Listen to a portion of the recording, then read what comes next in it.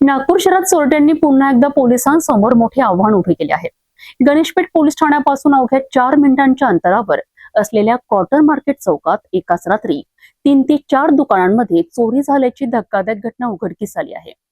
Mobile दुकानातून लाखोंचे mobile आणि रोख रक्कम लंपास करण्यात आली असून इतर दुकानांनाही चोरांनी लक्ष्य केले आहे। नागपुरातील कॉटन मार्केट चौकात चोरट्यांनी धाडसी चोरी करत व्यापाऱ्यांची झोप उडवली आहे। मिळालेल्या माहितीनुसार गणेशपेठ पोलीस ठाण्यापासून अवघ्या 4 ते 5 मिनिटांच्या अंतरावर असलेल्या परिसरातील 3 ते 4 दुकानांमध्ये चोरी झाली आहे। एका मोबाईल दुकानातून सुमारे 7 लाख रुपयांचे मोबाईल सेट आणि तब्बल 53,000 रुपयांची रोख रक्कम चोरट्यांनी लंपास केली। याशिवाय एका मेडिकल दुकानात तसेच बियर बार आणि अन्य दुकानांमधूनही साहित्य व रोख रक्कम चोरीला गेल्याची माहिती समोर आली आहे।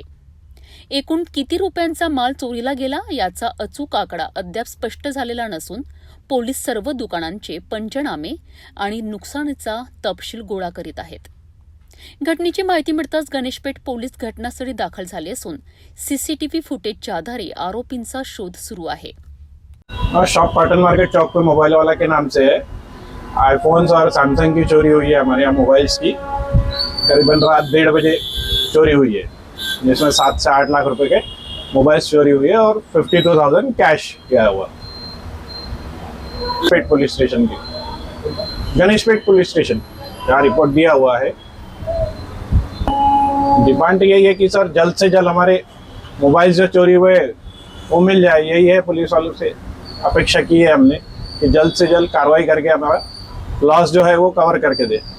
कैमरे में तो फिलहाल एक ही है, बाकी ये छत तोड़ के आया हुआ है, शटर वगैरह को हाथ नहीं लगाया, अंदर ऊपर से आया है। नागपुरातील गजबजलेल्या व्यापारी भागात सलग अनेक दुकानांमध्ये झालेल्या या चोरीमुळे व्यापाऱ्यांमध्ये भीतीचे वातावरण निर्माण झाले आहे। या प्रकरणातील आरोपींना पोलीस किती लवकर अटक करतात याकडे सर्वांचे लक्ष लागले आहे।